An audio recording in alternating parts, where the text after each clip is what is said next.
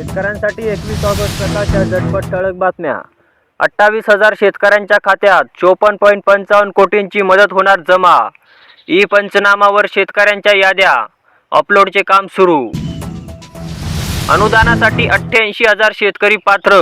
वैजापूरमध्ये कापूस सोयाबीनचा एक पीक पेरा. एकूण 25 कोटींची मदत मिळणार.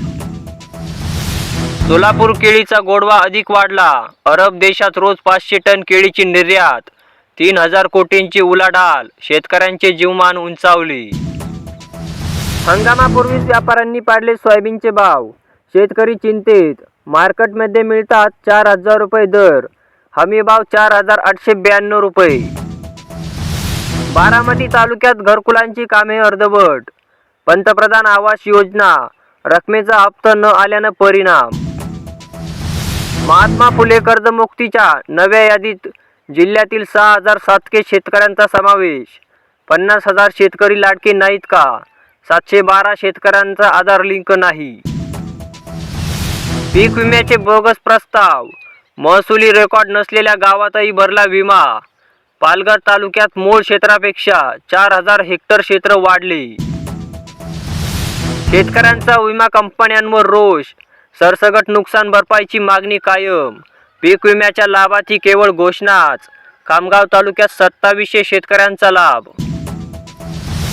उद्धव ठाकरेंचे शरसंधान. सरकारची सुपारी घेतल्याची टीका. खतांच्या पिशव्यांवर मोदीचा फोटो का? महाराष्ट्राच्या जनतेच्या मनात उद्धव ठाकरेच. मराठा आरक्षण देण्यात फडणवीसांची मोलाची भूमिका.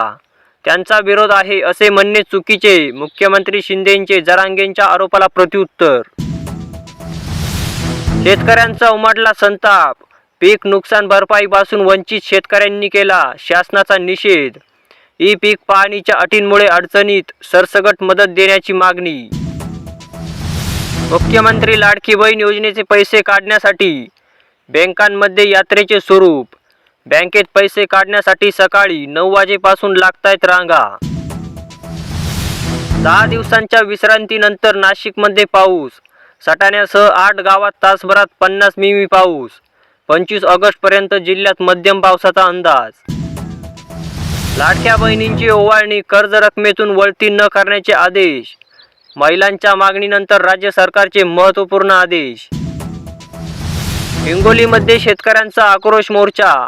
7/12 कोरा करण्यासाठी राष्ट्रवादी काँग्रेसच्या शरद पवार गटाचे आंदोलन.